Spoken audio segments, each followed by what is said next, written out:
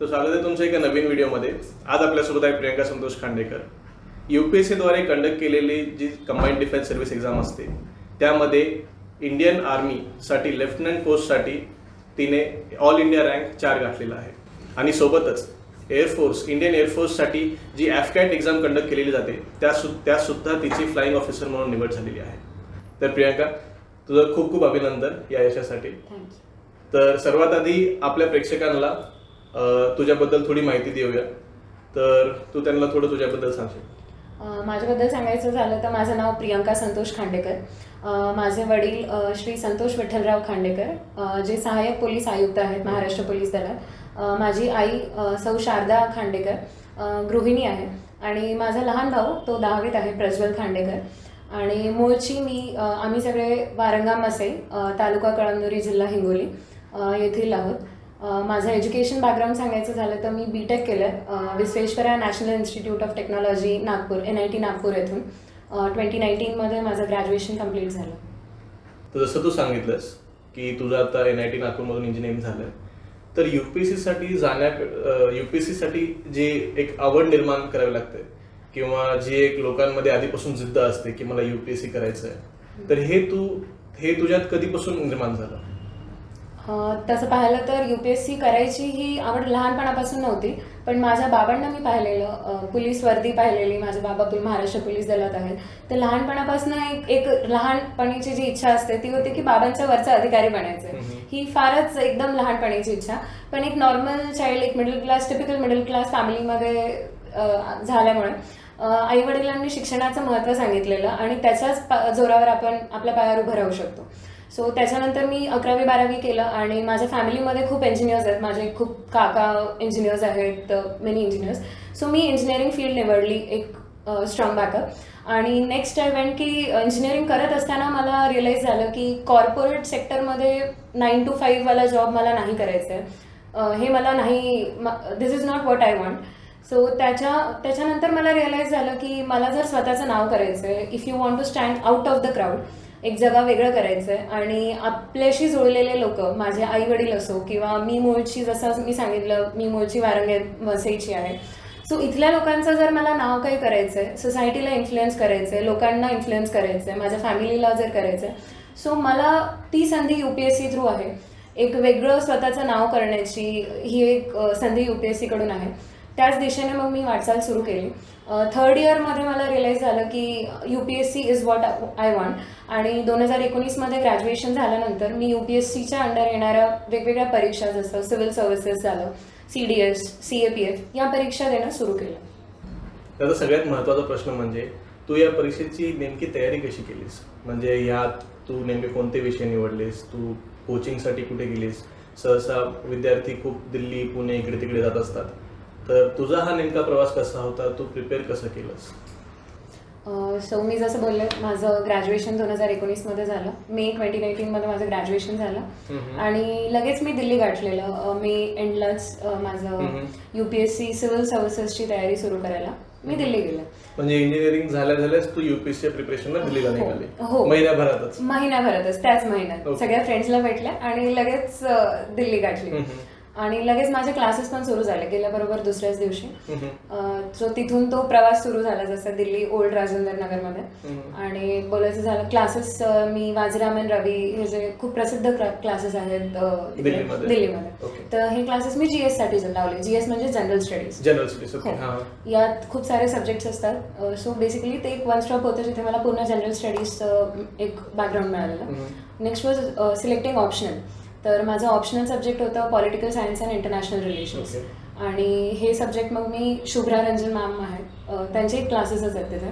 So हे 2 classes मी join केलेले. अच्छा, याच्यामध्ये मी बऱ्याच वेळेला ऐकलंय की जे इंजिनिअरिंगचे विद्यार्थी असतात ते सहसा जे ऑप्शनल सब्जेक्ट जे म्हणतात ते इंजिनिअरिंग रिलेटेडच घेत असतात, कारण ते थोडं इझी पडतं ना, कारण तुम्ही त्याच बॅकग्राऊंडचे असता तर तुम्ही तेच सब्जेक्ट निवडता. तर तू जेव्हा पॉलिटिकल सायन्स निवडलं तर अर्थातच तुला थोडी एक्स्ट्रा मेहनत घ्यावी लागली असणार आहे. तर ते तू म्हणजे हे सब्जेक्ट का निवडलंस आणि तुला एक्स्ट्रा मेहनत ती काय घ्यावी लागली? माझं बॅकग्राऊंड तर इलेक्ट्रॉनिक्स अँड कम्युनिकेशन इंजिनिअरिंग होतं आणि हा सब्जेक्ट नाही आहे UPSCच्या ऑप्शनलमध्ये. इलेक्ट्रिकल इंजिनिअरिंग आहे पण इलेक्ट्रॉनिक्स अँड कम्युनिकेशन नाही आहे. सो मला ऑप्शनल तो तर नव्हताच. आणि बाकी ऑप्शनल झालं तर हो, बाकी बॅकग्राऊंडचे होते, सायन्स बॅकग्राऊंडचे, पण माझा इंटरेस्ट इंटरनॅशनल रिलेशन्समध्ये ऑलरेडी होता. न्यूज वाचणं झालं किंवा डिबेट्स पाहणं झालं, राज्यसभा टी व्हीचे खूप सारे डिबेट्स ऐकायची सवय होती मला कॉलेजमध्ये असल्यापासूनच.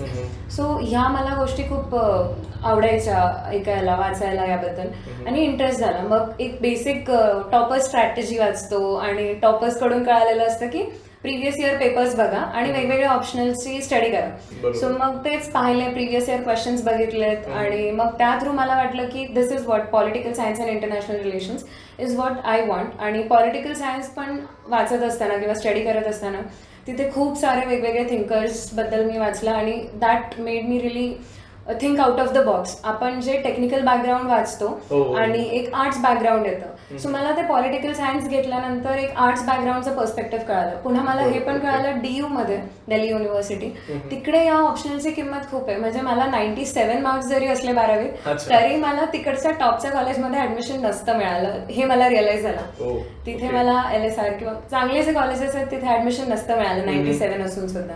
सो याची व्हॅल्यू तिकडे खूप आहे, हे तिथे जाऊन कळतं. महाराष्ट्रात मला हे कळालं नसतं, मी BA पॉलिटिकल सायन्स घेतलं नसतं, बरोबर, पण तिकडे जाऊन कळालं. अच्छा. आणि याच्यात अजून एक गोष्ट म्हणजे भरपूर मुलं जे UPSC साठी प्रयत्न करतात ते इंजिनिअरिंगच्या 3rd इयर पासून 2nd इयर पासूनच त्याची तयारी सुरू करतात. तर तू अशा प्रकारे काही तयारी सुरू केली होतीस का?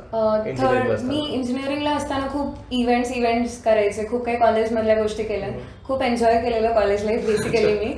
आणि तसं UPSCची बरोबर एकदम जी सुरुवात म्हणतात तयारीची, ती मी फायनल इयरचा शेवटच्या सेममध्ये थोडं लागले त्या दिशेने, पण तोपर्यंत मी फुल कॉलेज लाईफ एन्जॉय केलेली. पण इथे माझी थोडी चूक झाली असं मला वाटतं. जर मी थोडं अगोदर सुरू केलं असतं तर मला एक एज मिळतो. पण मी तिथे पण ठीक आहे, आय एम सॅटिस्फाईड की मी खूप कॉलेज लाईफ पण एन्जॉय केलं. आणि फायनल इयरला पण मग मी लास्ट टाइम तर मी सिरियस झालेले आणि देअर आय स्टार्टेड, म्हणूनच मी त्यामुळेच मी मे एंड पर्यंत दिल्ली गाठलं. मग लगेच म्हणून तू इंजिनिअरिंग झाल्या जायच्या तयारीत. हो, आणि तसंही मी कॅम्पसला बसले नव्हते कॉलेजमध्ये. सो मला लगेच माहिती होतं की मला माझी तयारी सुरू करायची आहे, म्हणून लगेच मग मी सुरुवात केली. मग तू 2019 मध्ये तू UPSC तयारी सुरू केलीस आणि लगेच 2020 जानेवारी-फेब्रुवारी मध्ये कोविडची साथ सुरू झाली. तर अर्थातच तुझ्या अभ्यासाच्या त्या शेड्यूलमध्ये, क्लासेसमध्ये त्याचा असर पडलाच असणार आहे, त्याचा इफेक्ट झालाच असणार आहे. तर त्या बाबतीत तुझा कसा अनुभव होता आणि ते तू कसं टॅकल करून त्याच्याबद्दल तू अभ्यास कसं केलास मग त्या स्थितीमध्ये? दिल्लीमध्ये असं होतं की वातावरण पूर्ण UPSCचं होतं. आजूबाजूला कोणालाही बघायला सगळे UPSC वाले, लायब्ररीज आजूबाजूला रूममेट्स असो सगळे UPSC वाले. तो एक ॲडव्हान्टेज होता तिथे, त्या वातावरणात आम्ही होतो. मला आता आठवतं 15 मार्च 2020 त्यावेळेला मी दिल्लीवरून वापस नागपूर आले पूर्ण पॅकअप करून.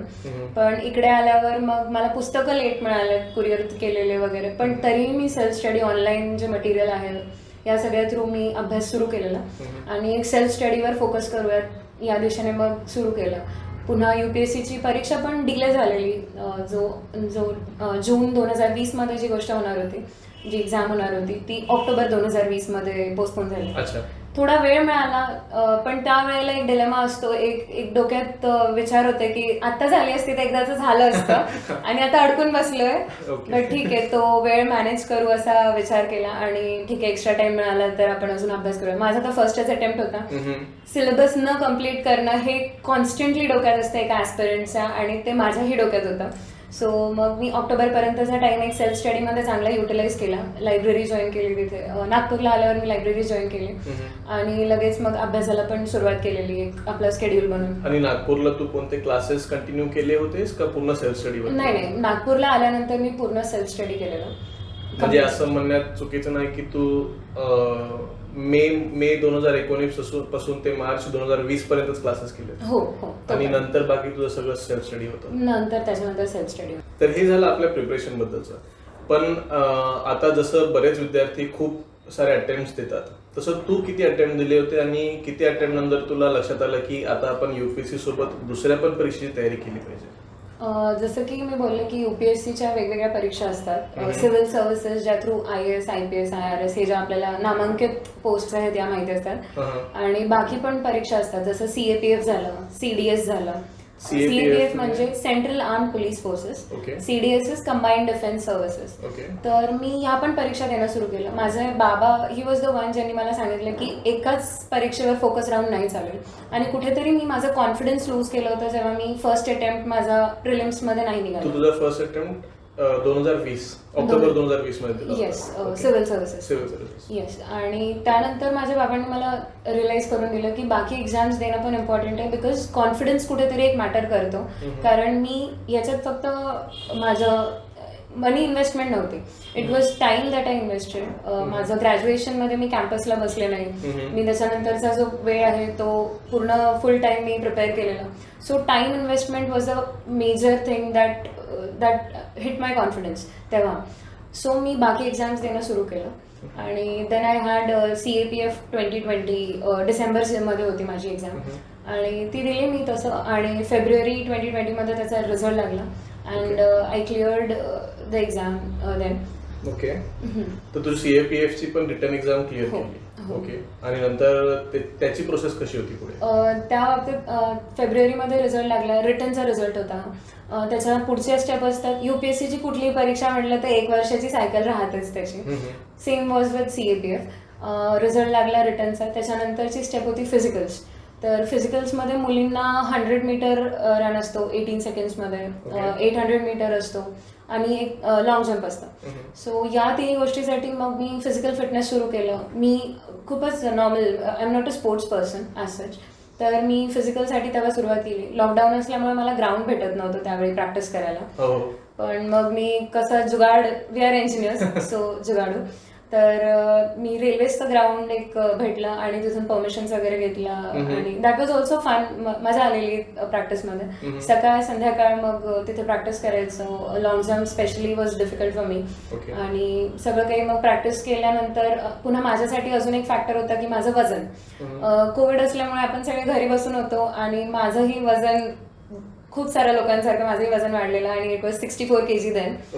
आणि त्यानंतर मग मला as per their weight chart मला वजन रिड्यूस करायचं होतं. मग मी 40-45 डेजच्या टाइम स्पॅनमध्ये 8 ते 9 किलो वजन कमी केलेलं.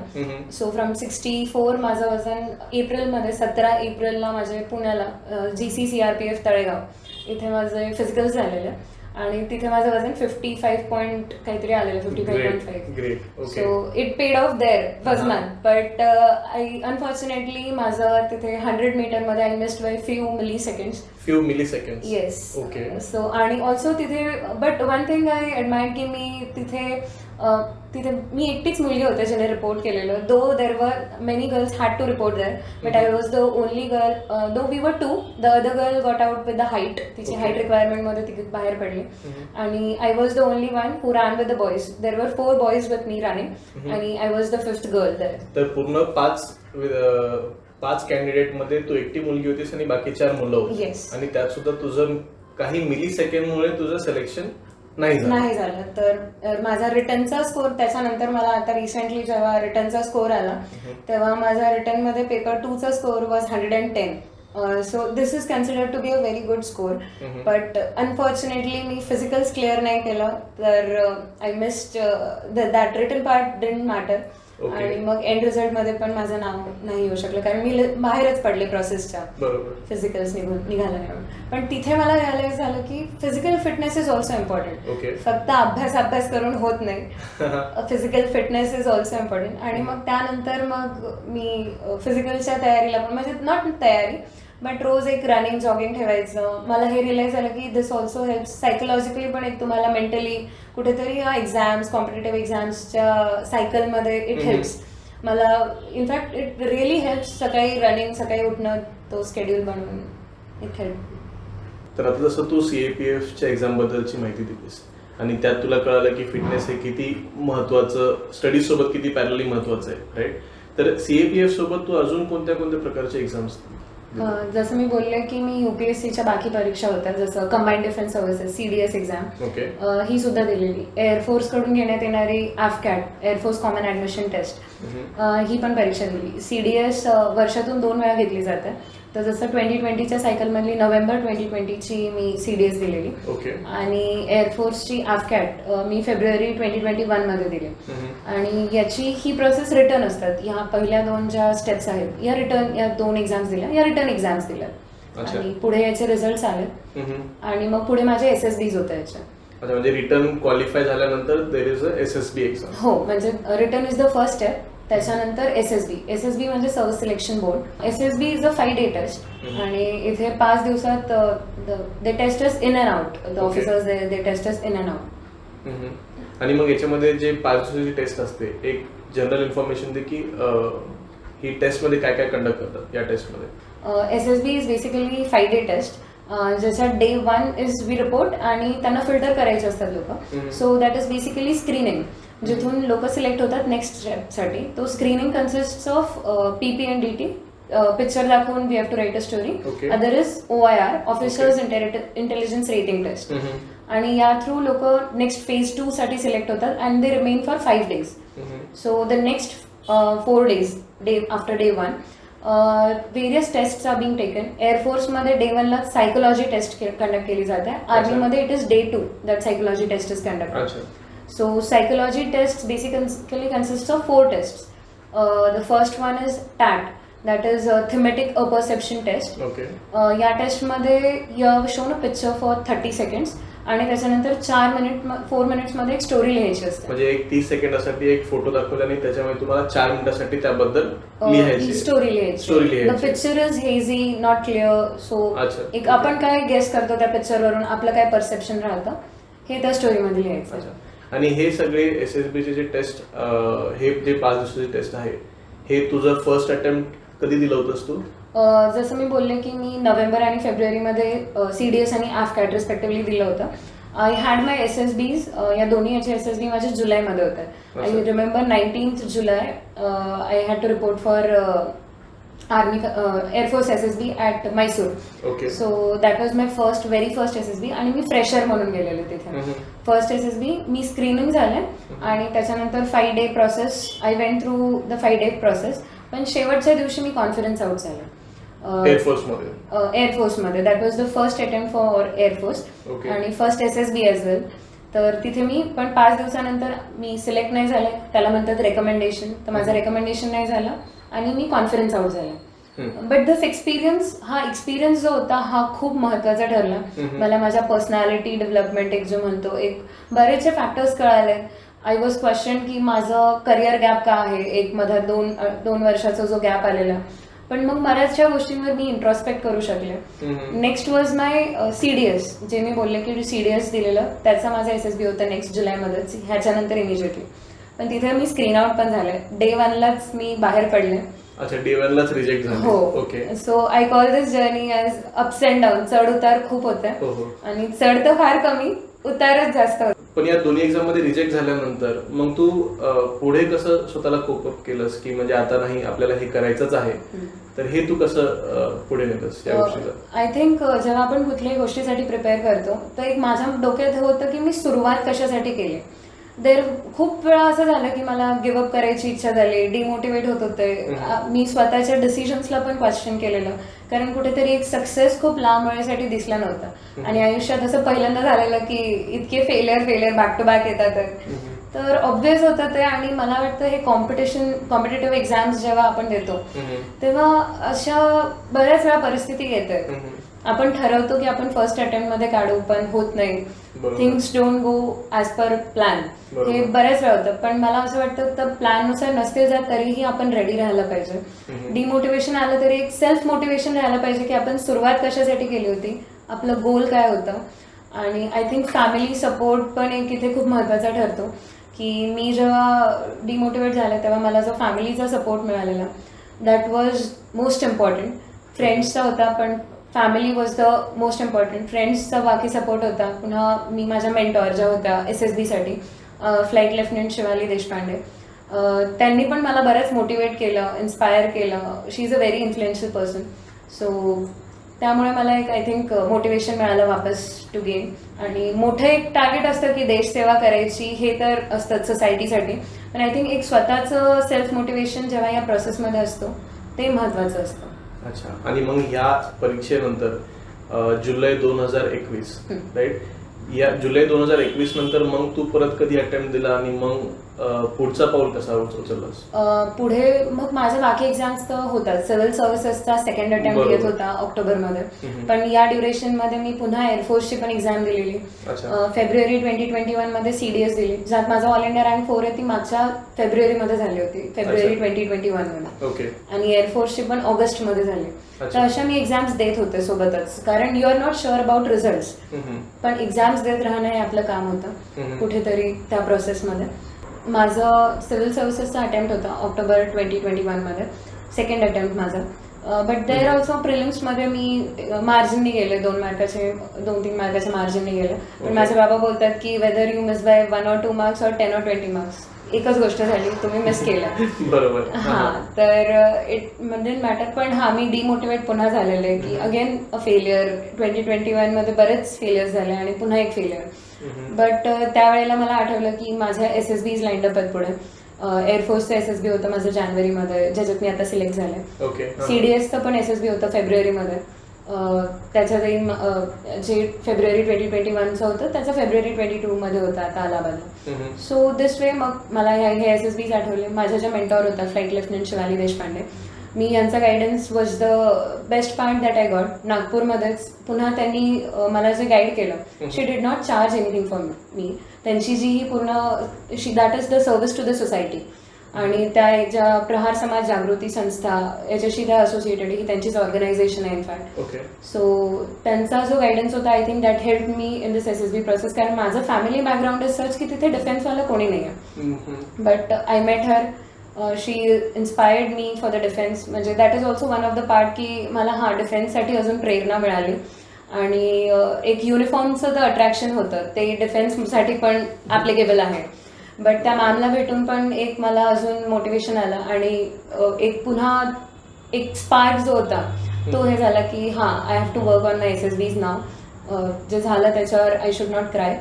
आणि मग SSBsची तयारी सुरू केली. शी टॉट मी सायकोलॉजी टेस्ट, ज्या बेसिकली होत्या. मी स्वतःला इंट्रोस्पेक्ट करणं शिकले, जे की मला असं वाटतं कधी आपण आजकाल एक्झाम्सची तयारी असो, जॉब लाईफ असो, आय थिंक या सगळ्यामध्ये आपण विसरून जातो एक स्वतःला इंट्रोस्पेक्ट करणं. पण ही जी SSB प्रोसेस असते या थ्रू मी स्वतःला इंट्रोस्पेक्ट केलं. त्या मॅम वॉज ऑल्सो हेल्पफुल की इन इंट्रोस्पेक्टिंग दिस पार्ट. पुन्हा इंटरव्ह्यूची तयारी करत असताना पण मी स्वतःला बरंच इंट्रोस्पेक्ट केलं. बरेच गोष्टी क्लॅरिफाय झाल्यात मला पण स्वतःसाठी अजून. आणि प्रिव्हियस एक्सपिरियन्सेस जे होते, CAPFचे जो माझा फिजिकलचा एक्सपिरियन्स होता, तो पण मला इथे कुठेतरी कामी आला. कारण मला माझा तो कॉन्फिडन्स बूस्ट पण झालेला आणि तो एक्सपिरियन्स माझ्या हातात होता. आणि UPSCची एक्झाम देता अचानक असं डिफेन्स सर्व्हिसेसकडे वळायचं, म्हणजे त्याला काय कारण होतं? जसं मी बोलले की बाकी सगळ्या एक्झाम्स देत राहायचं हे माझ्या बाबांनी मला सांगितलेलं. मी फक्त डिफेन्स नाही, मी MPSC पण दिलेली. But there also I miss by 2 marks 2021. सो ती पण मिस झाली. पण डिफेन्सकडे स्पेसिफिक अट्रॅक्शन, एक युनिफॉर्म सर्व्हिसेसचं जे अट्रॅक्शन होतं ते होतं. पुन्हा द डिसिप्लिन जे एक डिफेन्स सर्व्हिसेस देतं, दॅट रिअली अट्रॅक्टेड मी. आणि मी पहिले पाहायचे कोणी डिफेन्स तर मला असं वाटायचं हे आपल्या औकात के बाहेर आहे असं वाटायचं. बट नाव when I am into it, नाही कर सकते, हम भी करेंगे, एक मनात ती जिद्द असेल तर करू शकतो असं मला वाटतं. सो आणि मॅमला भेटले, specifically flight lieutenant Shivali Deshpande ma'am. कोणी defence personnel, she was the first ज्यांना मी पहिल्यांदा भेटले. Even that influenced me a lot की I should look this also as an opportunity. तर आर्मी आणि एअरफोर्स दोन्हीमध्ये एक रिटर्न एक्झामचं सिलेक्शन प्रोसेस असतं आणि त्यानंतर दोन्ही एक्झामसाठी SSBची टेस्ट द्यावी लागते, राईट? तर या SSB टेस्टबद्दलची थोडी माहिती दे. म्हणजे ही टेस्ट कशी असते, म्हणजे किती दिवस लागतात आणि या SSBच्या टेस्टमध्ये एक्झाममध्ये काय काय कंडक्ट करतात? SSB is basically service selection board. इथे 5 दिवसाचं टेस्ट असतं आणि 5 दिवसात जे रिटर्न क्वालिफाय करतात candidates, they are called for SSB हे 5 दिवसाच्या प्रोसेससाठी. आणि सिन्स खूप लोक बोलवले जातात, बरेच लोक बोलवले जातात आणि ते एवढ्या लोकांचं 5 दिवस घेऊ शकत नाही. सो फिल्टर प्रोसेस पाहिजे. Day 1 is basically filter process आहे. Day 1 is called screening. याच्यात एक PPNDT, picture perception and description test, हे असतं. आणि second is officers intelligence rating test. Okay. या 2 टेस्ट म्हणजे स्क्रीनिंग असतं. जे लोक ही टेस्ट क्वालिफाय करतात दे गो फॉर फेज 2, म्हणजे डे 2 पासून डे 5 पर्यंत. आणि तिथे मग त्यांच्या बाकी टेस्टिंग होतात. याच्यामध्ये डिस्क्वालिफिकेशन फक्त डे 1 लाच होतं. डे 1 ला होतं आणि मग डायरेक्ट डे 5 ला द रिझल्ट. अच्छा, ओके. सो डे 1 नंतर एअरफोर्समध्ये बेसिकली नंतर 3 टेस्ट घेतल्या जातात. सायकोलॉजी टेस्ट, ग्रुप टेस्ट आणि इंटरव्ह्यू. तर एअरफोर्समध्ये जी सायकोलॉजी टेस्ट असते ती सेम डे घेतली जाते संध्याकाळी, आणि आर्मीमध्ये नेक्स्ट डे घेतली जाते सकाळी. एअरफोर्समध्ये ती संध्याकाळी घेण्यामागचा उद्देश म्हणजे आम्ही पूर्ण दिवसभर एक स्ट्रेसफुल सिच्युएशनमधून जातो, screening and all. So they was to test us under those situation. So एअरफोर्सचं ते एक मोटिव्ह आहे. बट आर्मीमध्ये it is next day, second day घेतलं जातं फ्रेश माइंड. सायकोलॉजी टेस्टमध्ये बेसिकली 4 टेस्ट असतात. First is TAT, thematic apperception test. 30 सेकंडसाठी एक पिक्चर दाखवलं जातं आणि आम्हाला स्टोरी लिहायची असते विदिन 4 मिनिट्स. पिक्चर हेझी असतं, ब्लर असतं बरंच, आणि त्यावर 4 मिनिट्सवर आपल्या परसेप्शननुसार एक स्टोरी लिहायची असते. आणि अशा 11 पिक्चर्स दाखवतात आणि 12-20 पिक्चर म्हणजे ब्लँक पिक्चर. त्याच्यावर तुम्हाला जे वाटेल ते लिहा. आणि द नेक्स्ट टेस्ट इज वॅट, वर्ड असोसिएशन टेस्ट. याच्यात 60 वर्ड्स दाखवले जातात, इच वर्ड 15 सेकंड्स, आणि त्या प्रत्येक वर्डवर आम्हाला एक सेंटेन्स लिहायचं असतं. सो हे एक this is the second test. The third one is SRT, situation reaction test. इथे आम्हाला 60 सिच्युएशन्स एका बुकलेटमध्ये दिले जातात. व्हेरियस सिच्युएशन, असं झालं तर काय कराल, साप, relating to snake, 60 situations. Yes, एक बुकलेटमध्ये असतात आणि 30 मिनिट्स अलॉट केलेले जातात. सो प्रत्येक सिच्युएशनला आम्ही काय रिॲक्शन देऊ हे तिथे they expect what will be our reaction, हे आम्हाला लिहायचं असतं. Next is self description test, SDT. इथे आम्हाला 5 वेगवेगळे प्रश्न असतात. तुमचे पेरेंट्स तुमच्याबद्दल काय विचार करतात, तुमचे टीचर्स, तुमचे फ्रेंड्स, तुम्ही स्वतःबद्दल काय विचार करता, तुम्ही स्वतःला फ्युचरमध्ये काय एक्सपेक्ट करता स्वतःकडून, असे 5 क्वेश्चन्स असतात. 15 मिनिट्समध्ये हे सगळे लिहायचे असतात, हे क्वेश्चन्स, ह्याचे आन्सर्स. सो हे 4 टेस्ट आणि एक पर्सनल इन्फॉर्मेशन क्वेश्चनेअर, एक फॉर्म असतो बेसिकली रेझ्युमे सारखा बेसिक, ज्याच्यात आपली सगळी माहिती असते, हिस्ट्री आपली, एज्युकेशन, फॅमिली बॅकग्राऊंड, एव्हरीथिंग. हे सायकोलॉजिस्टकडे फक्त या गोष्टी असतात. सायकोलॉजिस्ट आम्हाला कधी भेटत नाही. जे काही त्याचं स्कोर बनतो बेसिकली या सगळ्या गोष्टींवर बनून ही एक पूर्ण टेस्ट, आणि ही टेस्ट सगळ्यात इम्पॉर्टंट रोल प्ले करते रेकमेंडेशन मध्ये. इथे आपल्या वेगवेगळ्या क्वालिटीज चेक होतात, leadership, responsibility, social qualities various. आणि मग द डे 2 आर्मीमध्ये पण आणि एअरफोर्समध्ये पण सायकोलॉजी टेस्ट झाल्यानंतर ग्रुप टेस्टिंग पासून सुरू होतो. ग्रुप टेस्टिंग मध्ये बेसिकली 9 टास्क असतात, म्हणून या टास्क एका दिवसात होऊ शकत नाही, म्हणून 2 दिवसात घेतल्या जातात. फक्त गांधीनगरला जिथे माझं रेकमेंडेशन झालं तिथे एकाच दिवसात सगळ्या 9 टास्क घेतल्या गेल्या, बाकी ठिकाणी 2 दिवसात घेतले. So it begins with first group discussion असतं. आम्ही 8 लोकांच्या ग्रुप्समध्ये डिवाइड केलेला जातो. जनरली 30-40 गर्ल्स असतात आर्मीमध्ये, एअरफोर्समध्ये 60-70 गर्ल्स असतात. 8 लोकांचे ग्रुप्स बनतात. एक group discussion, first test 2 group discussions होतात. त्याच्यात ते आमचं लिडरशिप क्वालिटीज, आमच्याकडे कंटेंट कसं आहे बोलण्याचा, कॉन्फिडन्स आमचा कसा आहे बोलताना, वेगवेगळ्या qualities they test, group testing officer test करतात. Next is group planning exercise. Group planning exercise नंतर मग येतं वेगवेगळे ग्रुप टास्क येतात. सो याच्यात जे 8 जणींचा आमचा ग्रुप बनलेला असतो. So we perform in a group task. Progressive group task असतं, फुल ग्रुप टास्क असतं, हाफ ग्रुप टास्क असतं. 4 मुलींचा ग्रुप डिवाइड केला जातो. बेसिकली या ग्रुप टास्कमध्ये रिअल फील्डमध्ये जे ऑब्स्टेकल्स असतात, मे बी एक रिव्हर क्रॉस करायची किंवा असं जे छोटे छोटे माइन्स ले केलेले असतात, असे छोटे छोटे ऑब्स्टिकल्स एका छोट्या एरियामध्ये बनवले जातात. दो हे ऑब्स्टिकल्स डिप्लॉइड नसतात, पण द ग्रुप टास्क ऑफिसर सांगतो की कसं इथे ले केलेलं आहे आणि आम्हाला एक फट्टा, बल्ली, रोप असं दिलं जातं आणि ह्याच्या थ्रू आम्हाला ते क्रॉस करायचं असतं. बेसिकली ऑब्स्टिकल्स दिलेत आणि आम्हाला या मटेरियल थ्रू क्रॉस करायचं आहे. मग याच्यात आमच्या वेगवेगळ्या स्किल्स टेस्ट होतात. लिडरशिप स्किल, आम्ही कसं ग्रुपला घेऊन जातो पुढे, डॉमिनेटिंग तर नाही बनत ग्रुपमध्ये, स्वतःच चालवतो, ओके बॅलन्स पर्सनॅलिटी, आणि तिथे ते बसून बघतात group testing officer. Okay so ही एक पार्ट असतो. Next is lecturette. Lecturette is the next task, ज्याच्यात आम्हाला 3 मिनिट्स एका टॉपिकवर बोलायचं असतं. सो 3 मिनिट्स आम्हाला प्रिपेअर करायला दिले जातात, 4 मधून एक टॉपिक सिलेक्ट करून, ओके आणि so in 3 minutes we have to deliver a lecture. बरोबर and next is command task, जिथे आम्हाला कमांडर बनवलं जातं. A single person is made a commander, आणि subordinates we can call subordinates, असे 2-3 त्या ग्रुपमधूनच आम्ही बोलवू शकतो. सिमिलर एक ऑब्स्टेकल दिलं जातं आणि त्याला क्रॉस करायचं आहे. ओके पण तुम्ही कमांडर आहात तर फक्त तुम्हीच त्यांना लीड कराल, आणि तुम्ही कसं ते ऑब्स्टेकल क्रॉस करता. खूप प्रेशर सिच्युएशन बिल्ड केली जाते, म्हणजे माझ्यावर पण केलेली कलर कोड्स चेंज केले त्या ऑब्स्टेकल्समध्ये. Red, blue, yellow colour codes होते, बरोबर जिथे तुम्ही चालू नाही शकत किंवा तिथे तुम्ही फक्त मटेरियल ठेवू शकता, स्वतः नाही उभे राहू शकत. सो माझ्या ह्याच्यात पण त्यांनी प्रेशर सिच्युएशन बरेच क्रिएट केलेले, आणि या प्रकारे तो टास्क झालेला. असा पूर्ण 8 जणींचा प्रत्येकीला एकेकाला कमांडर बनवून तो टास्क घेतला जातो. ओके सो असे हे वेगवेगळे टास्क होतात. आणि याच्यात लास्ट इज इंडिव्हिज्युअल ऑब्स्टेकल्स. इथे 10 ऑब्स्टेकल्स असतात, प्रत्येक ऑब्स्टेकलला एक पॉईंट असतो.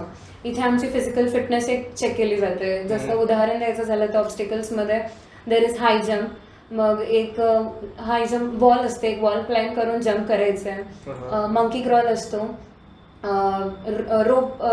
रोप क्लाइंब करायची असते. हाय जम्प, हाईटचं तर फिअर नाही आहे आम्हाला, सो एका उंच प्लॅटफॉर्मवरून जम्प करायला सांगतात.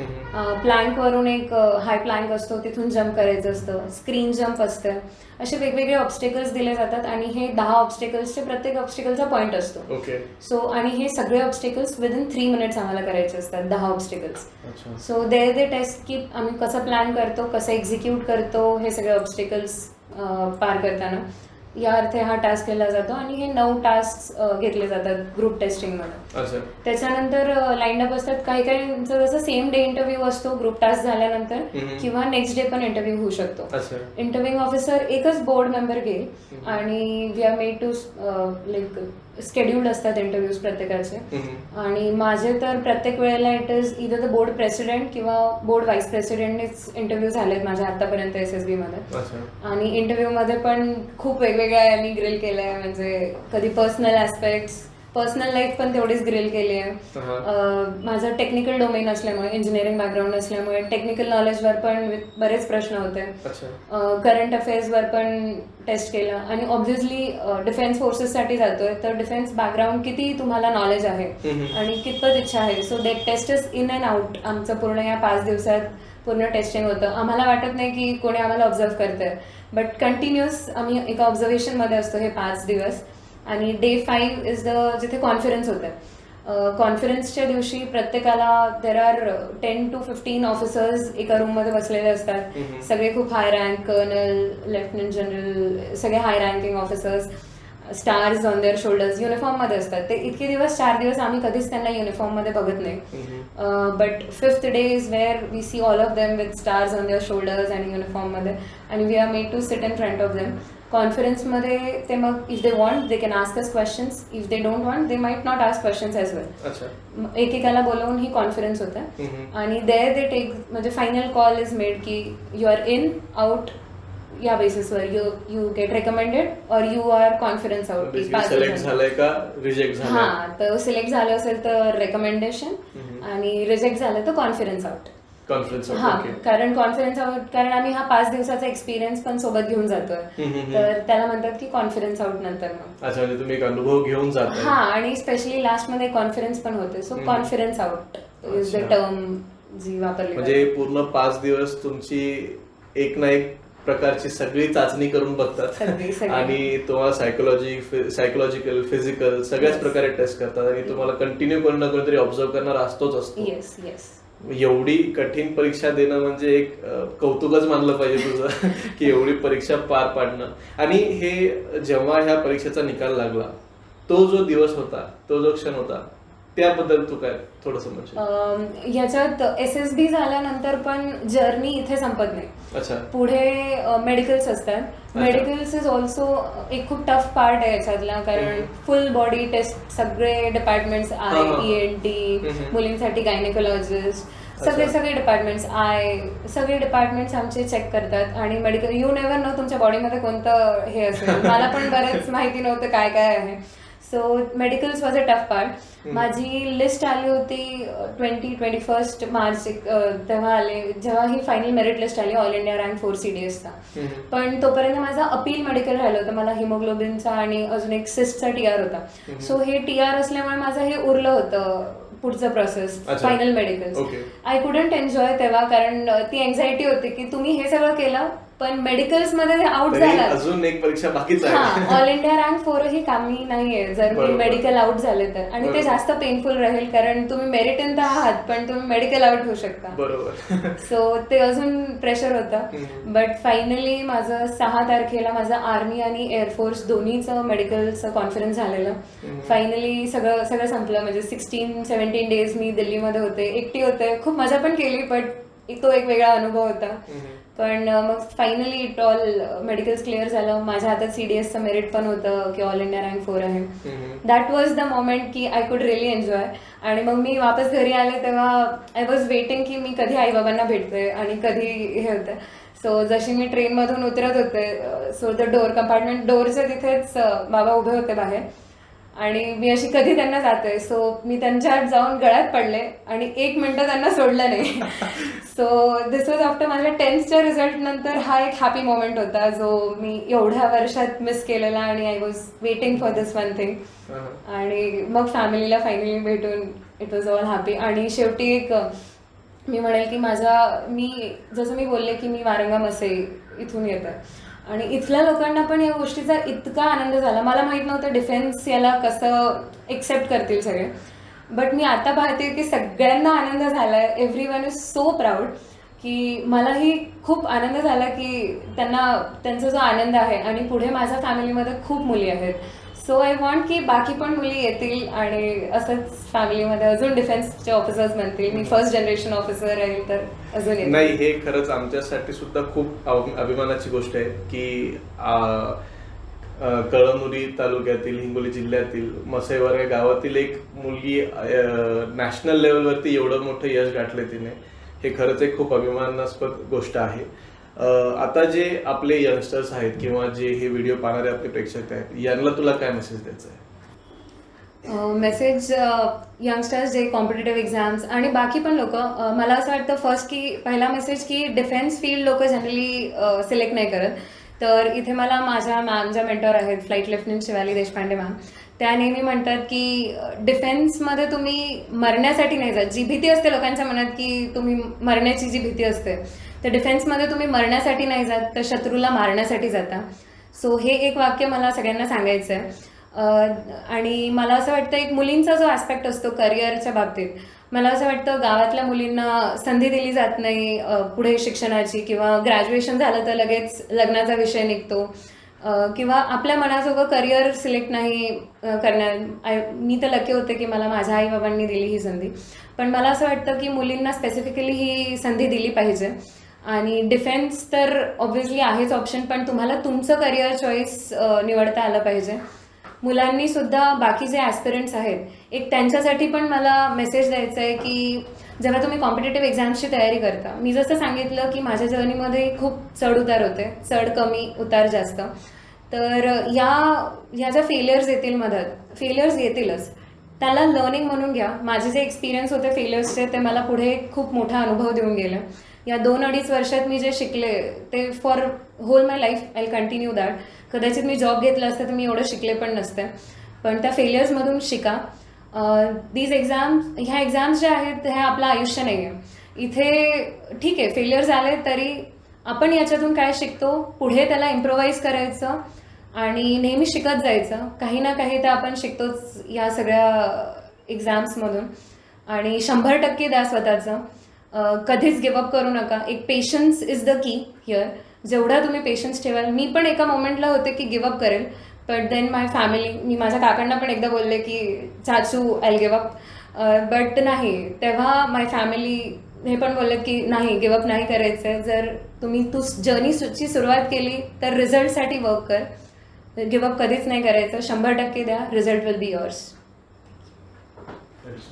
तर आजच्या व्हिडिओमध्ये आपल्यासोबत होती Priyanka Santosh Khandekar. Priyanka, thank you so much आज या व्हिडिओमध्ये आम्हाला तुझ्या एक पूर्ण जर्नीबद्दलची माहिती दिल्याबद्दल.